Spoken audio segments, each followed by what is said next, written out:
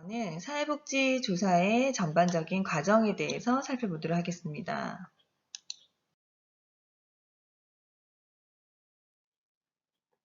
자, 우리가 과학적인 조사 연구의 과정 순으로 살펴보도록 할 건데요.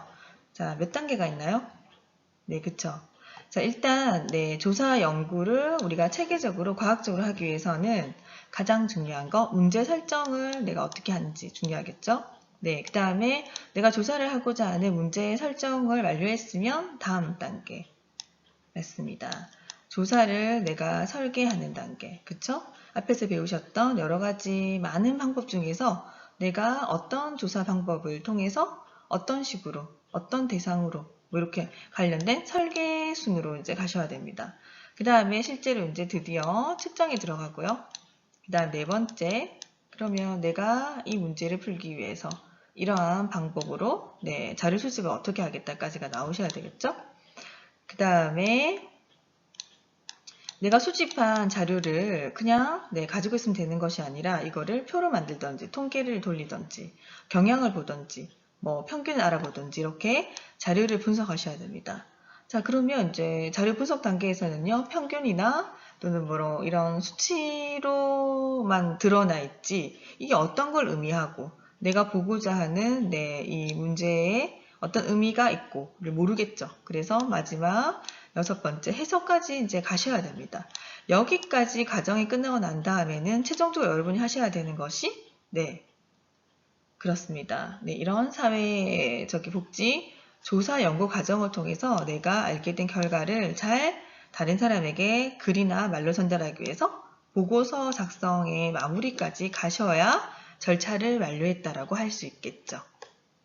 자, 이 순서대로 한번 우리가 구체적으로 살펴보도록 할게요. 네, 첫 번째, 가장 중요한 문제 설정 단계입니다. 내가 문제 설정을 어떻게 하는지에 따라서 이후에 이 조사 과정에 모든 영향을 미칩니다. 왜냐? 중간에 문제 설정이 잘못됐다 그러면은 중간 단계로 갔다 하더라도 다시 돌아오셔야 된다는 얘기죠. 그래서 이 문제 설정의 단계를 좀 더 주의 깊게 생각하시고 적절한 문제 설정 하시는 게 좋겠죠? 자, 그래서 이 문제 설정 단계에서는 첫 번째, 일단 문제 설정에 들어간다는 것은 조사 연구가 시작되었다. 그런 것을 알리는 단계입니다. 그래서 시작 단계이고요. 자, 문제 설정에서 가장 중요한 것은 내가 알아보고자 하는 이 사회복지 전반의 문제에 관련돼서 좀 개념을 잘 하는 거, 개념을 어떻게 좀 구체적으로 하는 거, 모호하게 해서는 절대로 이 문제에 맞는 정확한 결과를 산출할 수 없고요. 더군다나 이 문제의 적절한 조사 방법을 찾기도 힘듭니다. 자, 그렇기 때문에 이 문제 설정 단계에서 내가 개념을 얼마만큼 구체적으로 하는지는 상당히 중요하죠. 그 다음 이 단계에서는 가설을 설정하게 됩니다. 다른 말로 연구 문제를 설정할 수 있고요. 자, 연구 대상을 선정하는 단계도 바로 문제 설정 단계입니다. 자, 내가 어떤 대상으로 어떤 문제를 한번 조사를 해보겠어. 그래서 문제에 따른 적절한 연구 대상을 선정하는 단계까지 포함하고 있고요. 자, 그렇기 때문에 문제 설정 단계에서 연구자는 자신의 연구에서 다루고자 하는 연구 주제, 이게 일단 나와야 되겠죠?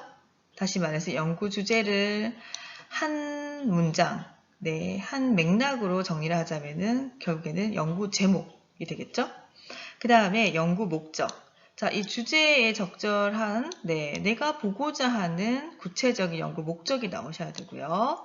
그 다음에 그 연구의 실제적 또는 이론적인 중요성을 여기 단계에서 부각시키셔야 됩니다. 왜 네가 이 연구를 할 건데, 왜 이 조사를 할 건데, 네 연구 목적을 하게 되면은, 이 사회복지한테 어떤 도움이 되는데, 어떤 시사점이 있는데, 라는 것들에 대한 전반적인 그림이 그려져야 된다는 얘기예요. 그 그림이 바로 좀 더 실제적인 부분에 도움이 된다. 또는 이론적으로 내가 뭔가 내 연구를 하게 되면 도움이 된다라는 중요성을 부각하는 단계가 바로 이 문제 설정 단계입니다. 자, 그래서 다음 연구 문제가 설정이 되면 이를 구체화해서 연구의 기본적인 모형을 그릴 수도 있습니다. 여기까지 이제 가야지 진정한 의미에서 문제 설정을 내가 제대로 잘했다 라고 할 수 있고요. 자, 거기 얘가 나와 있는데요. 자, 예를 들기 전에, 예를 들자면 우리가 앞에서 배우셨던 것처럼 양적 연구의 경우에는 조금 더 구체적인 가설을 정립하고 들어가셔야 되고요. 질적 연구를 하게 된다. 그러면, 일단, 그렇게까지 구체적인 가설을 성립하지 않아도, 됩니다. 그래서 특히나 대부분 이제 많이 사회복지에서 하는 것들은 양적 연구가 많기 때문에, 우리가 가설을 설정할 때 구체적으로 정립해야 된다는 것을 알고 가셔야 되고요. 구체적인 예를 들어가 보겠습니다. 예로 장기 요양보호시설 서비스는 이런 노인 수발 가족의 정서적인 부담을 줄여줄 것이다. 다시 말해서 장기 요양 서비스가 A라는 편인. 그러니까 어쨌든 장기 요양 보호 서비스의 긍정적인 측면을 말하고자 하는데 그 중에서 나는 B라는 편이 뭐를 보고 싶다는 거예요. 대상이 또 나왔죠. 노인 수발하는 가족이 대상입니다. 이 가족들의 어떤 변수? 정서적인 부담감을 줄여줄 것이라는 내가 가설을 정립하고 가는다는 거예요. 자, 또 다른 가설 한번 볼게요. 자, 청소년들이 인터넷 중독은 자, 여기서 말하는 것은 연구 대상이 누구죠? 일반적인 청소년입니다.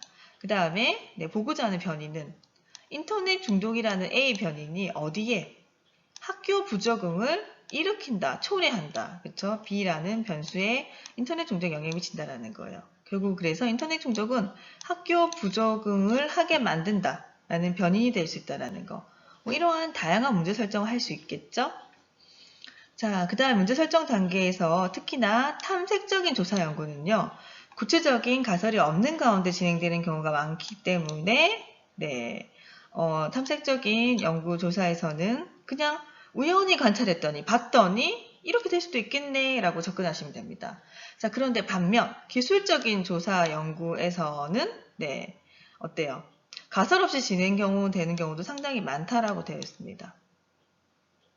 자, 그런데 다음 보시면 연구 가설이 정립된 다음에는 어떻게 해야 됩니까? 연구 대상을 반드시 선정하셔야 되죠. 위에 예와 같이. 그 다음에 내가 보고자 하는 연구 주제나 연구 문제를 개념 정의를 잘 하셔야 됩니다. 개념화. 그 다음에 자, 내가 많은 변인을 다 볼 수 없습니다. 그러니까 내 연구, 내 조사에서 보고자 하는 이 주제의 범위라든지 또는 연구 문제의 범위를 잘 조작화해서 단계를 거치셔야 되겠습니다.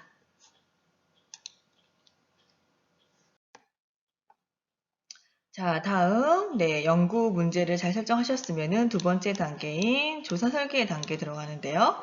조사 설계 단계에서는 연구자가 연구 문제에 대한 해답을 얻는 데 필요한 경험적인 한마디로 증거를 수집하는 단계입니다. 그래서 이때는 실제로 조사 연구를 내가 어떻게 할 것이다. 어떻게 나는 증거를 수집하겠다. 어떤 조사 방법을 나는 거치겠다라고 하는 계획의 단계가 되겠죠. 그래서 이런 조사 설계 단계에서는 앞으로 수행할 조사 연구의 전반적인 틀, 체계, 구조, 프로세스 이런 것들을 정립을 하셔야 되고요. 자료 수집이라든지 분석 방법. 내가 자료 수집 방법은 어떤 방법을 하겠어?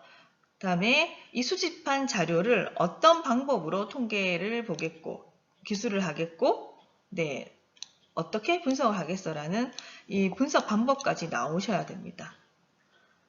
자, 따라서 자료 수집 방법에서는 나는 설문지를 할 거야. 아니, 난 설문지보다는 실제로 대면에서 면접을 할 거야. 아니, 나는 실험실 상황을 만들어서 A라는 변수를 계속해 줬었을 때 B가 어떻게 되는지를 직접 관찰, 실험을 하겠어.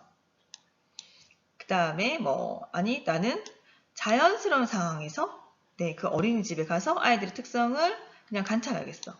그 다음에 내용 분석을 하겠어. 그 다음에 2차 자료 분석을 하겠어. 하지 말 거야. 1차로 마칠 거야. 여러 가지. 그 다음에 양적인 방법으로는 안 되기 때문에 나는 질적인 연구 방법을 병행하겠어.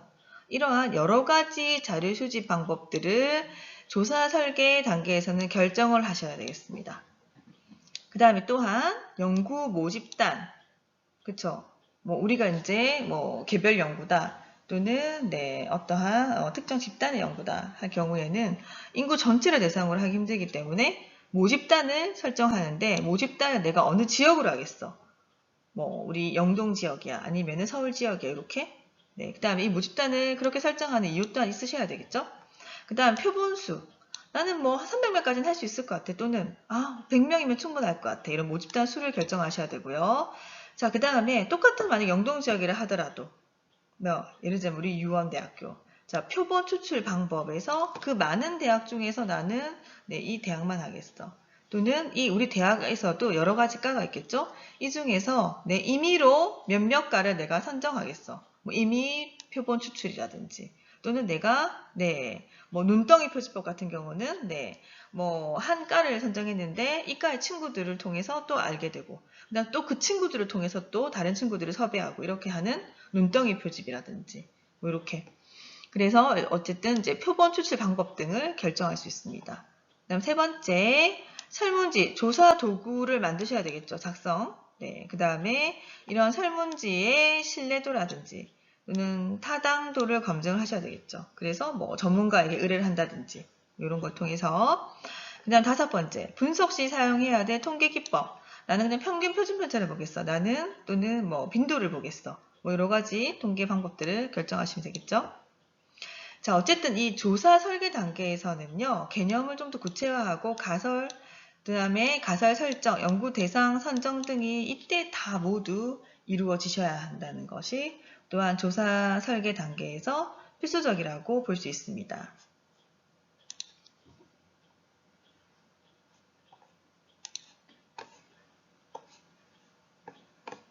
단계가 바로 측정인데요. 자, 이때부터 본격적인 조사 연구의 실행의 단계다라고 생각하시면 됩니다. 자, 이 측정의 단계에서는 연구 문제와 가설에 포함된 개념이나 변수들을 일단은 개념화 하셔야 됩니다. 이게 명확하게 이루어져야지만 실제로 측정에 정확한 측정을 그 결과를 가져올 수 있습니다. 자, 그 다음에 또한 조작화를 통해서 경험 가능한 것으로 바꾸는 것, 치환하는 작업이에요. 우리가 애매모호한 개념들을 구체적으로 정리를 한 다음에 이거를 개념화하고 조작화해서 조금 더 측정 가능한, 다시 말해서 경험 가능한 것으로 변환하는 작업, 바꾸는, 치환하는 작업. 자, 예를 한번 바로 보실게요. 자, 인터넷 중독이 연구의 주요 개념이었습니다. 나는 뭐 중학생, 뭐 고등학생, 청소년들의 인터넷 중독에 관심이 있어.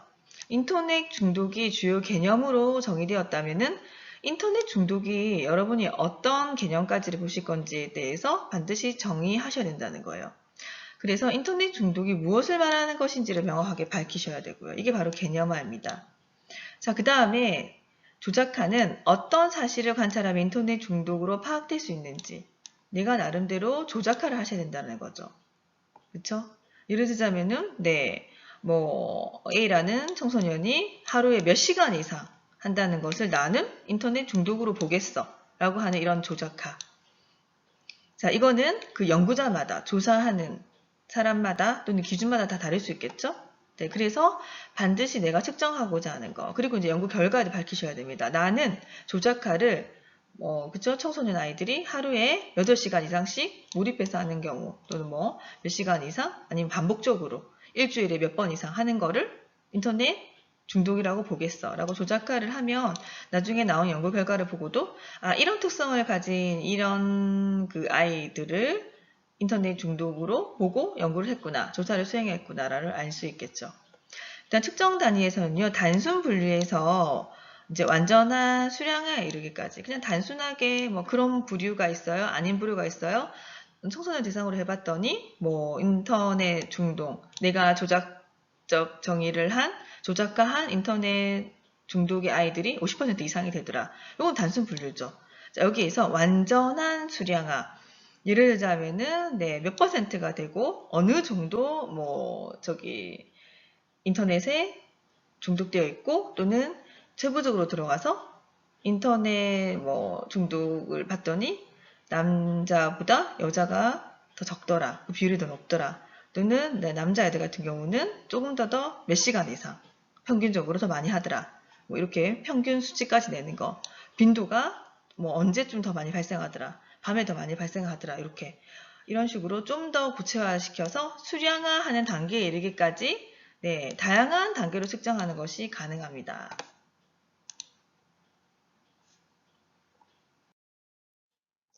자, 그 다음에 이제 측정의 단계에서 이제는 자료 수집의 단계로 넘어가는데요. 이 자료 수집의 단계에서는 조사 설계에 따라서 경험적인 자료를 수집하는 단계입니다. 자, 조사자가 필요한 자료는 내가 1차로 끝내겠어. 또는 2차까지 가겠어. 좀 더, 한 번 더 해야 될 것 같아. 뭐, 얼마든지 선택을 할 수 있고요. 여기서 보시면 1차 자료 때는요. 연구자가 현재 연구 목적을 위해서 직접 수집한 자료를 말합니다. 자, 그래서 2차 자료는 1차 자료를 제외한 모든 자료를 포함하는 것을 얘기하고요.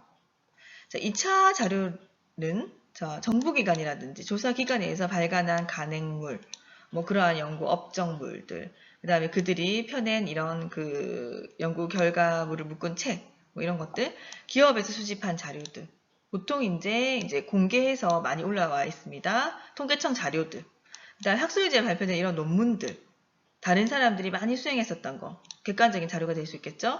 그 다음에 다른 조사를 목적으로 수집된 여러 가지 이제 수반한 자료들.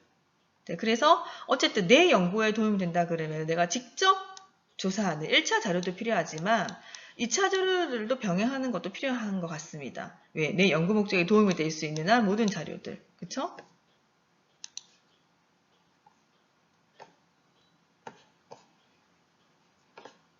두 번째 단계로는 자료 분석의 단계입니다. 자, 앞에서 자료를 많이 수집하셨죠? 그러면 이제 수치로 나와 있던 또는 데이터만 가지고는 우리가 어떤 의미를 이 연구 주제에 부여를 할지 알 수 없습니다. 그렇기 때문에 자료 분석 단계에서 뭔가 의미를 부여하고 해석을 하셔야 됩니다. 자, 양적 연구에서 자료 분석은요, 통계 모형이라든지 수리 모형을 이용해서 자료를 분석할 수 있습니다. 자, 그래서 예를 들자면은 이제 평균이 남자보다 여자가 더 높았다, 낮았다, 뭐 이런 식으로. 그 다음에 빈도가, 여자친구보다 남자친구들이 더 많았다. 이렇게 뭔가 비교 분석을 할 수 있는, 이거를 우리가 그냥 뭐 높다, 낮다 하기보다는 통계를 통해서 정확하게 그 높다, 낮다가 어느 정도, 이 의미를 부여하는지와 관련된 것들을 통계를 처리해서 자료를 분석할 수 있습니다. 그 다음에 질적 연구 방법에서 자료 분석은요. 자, 뭐 상황, 맥락, 스토리, 그 환경, 이 예를 들자면은 자폐 아동들이 처한 이 상황, 대표적인 게 어떤 것들이 있어? 어떤 부모에 따라서도 똑같은 이 자폐의 모습이라든지 그런 정서적인 반응을 보인다고 할 수 없겠죠. 그래서 그 맥락을 분석했더니 부모의 어떤 변인이 아이들의 이런 뭡니까 자폐 이런 성향에 도움이 되더라. 아니면은 그것들을 좀 더 이렇게 보완할 수 있더라고 이런 거 맥락 이런 맥락들을 고려해서 자료를 분석합니다. 그러니까 수치가 아니라 질적 분석은 이런 맥락들을 가지고 그들이 보이는 반응 이런 것들을 상호작용 같은 것들을 분석해서 의미를 부여하는 작업.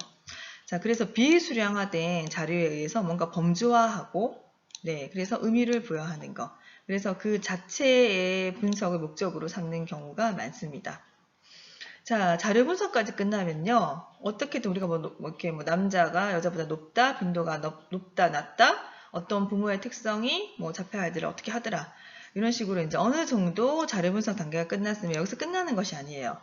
정말로 이 내가 연구를 하고자 한 목적, 조사를 하고자 목적의 의미를 살릴 수 있는 것, 시사점, 해석의 단계까지 가셔야 된다는 거예요. 그래서 연구 문제에 대한 한마디로 말해서 조사 결과의 결론, 그 다음 함의, 함축적인 의미를 도출하는 단계. 이게 바로 해석의 단계죠. 자, 양적 조사 연구에서는 분석 결과를 통해서 연구 문제 도출된 명제가 자, 내가 말했던 것처럼 남자애가 더 높았잖아. 이런 걸 의미하는 거야. 그 다음에 또는 내가 예상했었던 이런 연구 문제 가설이 아니네. 예전에는 그랬는데 지금 내 연구 결과를 보면 아니야 라고 이렇게 판단하는 단계. 그 다음에 해석 단계에서는 결과에 대한 일반화가 가능한지의 여부.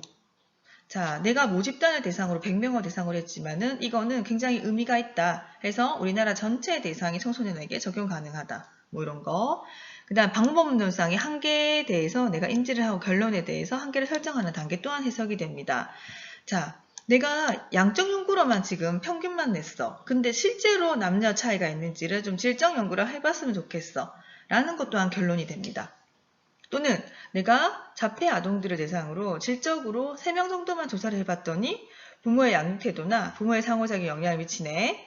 그런데 대부분 많은 자폐 아이들이 그런지 양적인 조사를 너네가 한번 해봐 라는 거 어떠한 제한점을 둘 수도 있겠죠.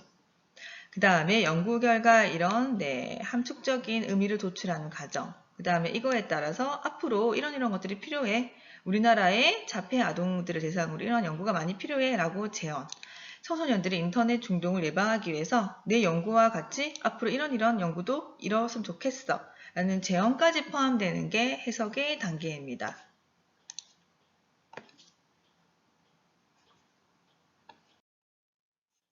자, 여기까지가 전반적인 사회복지조사의 과정이라고 친다면 맨 마지막에 보고서까지 가셔야 진짜로 마무리를 했다고 할 수 있겠죠. 자, 보고서 단계에서는 연구 결과는 보고서나 학술지의 양식이나 또는 이들이 원하는 이런 체계, 그 틀에 따라서 어떻게 하는 거? 문서로 정확하게 잘 남기는 과정을 우리는 보고서 작성 단계라고 합니다. 다시 말해서 이런 보고서의 작성 방법은요. 보고서를 활용하는 관점에 따라 그거에 맞게끔 작성을 하셔야 되고요. 그에 따라서 보고서의 양식이라든지 내용들도 적절하게 안배를 하시면 될 것 같습니다. 자, 여러분들 보고서 같은 경우는 과제를 한번 해보셨죠? 그래서 그 과제의 틀이라든지 내가 이것을 뭐 학회나 뭐 아니면은 뭐 친구들에게 보기 쉽게 발표를 하겠어. 또 그 틀에 맞는 방법으로 보고서를 작성하시면 되겠죠. 네. 자, 그 다음에 3주차 2강 마치도록 하겠고요. 3주차에서 여러분들의 출석을 확인한 댓글 과제는 사회복지의 여러 가지 조사 형태를 우리는 공부했습니다. 자, 이 중에서 여러 가지 이제 범주에 따라서 여러 가지 조사 형태를 학습하셨는데 자신이 뭔가 어떠한 연구 주제에 따라서 조사를 수행한다면 내가 해보고 싶은 연구 방법이 있을 겁니다. 자, 그거를 간단하게 어떤 방법인지 적으시고요. 자, 왜 그 방법이 해보고 싶은지, 적절하다고 생각하는지 그 이유를 간단하게 댓글 다시면 됩니다. 자, 그 다음에 여러분들 이제 줌 수업 시간에 만나는 토론 문제를 미리 좀 알려드리겠습니다. 자, 왼쪽에 보시면 우리가 사회복지조사 과정을 좀 살펴봤습니다. 자, 문제 설정 단계에서부터 보고서 작성까지. 자, 문제 설정 단계에서부터 해석의 단계 여기까지를 우리가 해볼 건데요. 자, 이 단계까지 구체적인 연구, 주제, 문제를 가지고 실제로 사회복지조사 과정을 분석해 보는 시간을 줌 영상 수업에서 만나보도록 하겠습니다. 지금까지 수고 많으셨습니다.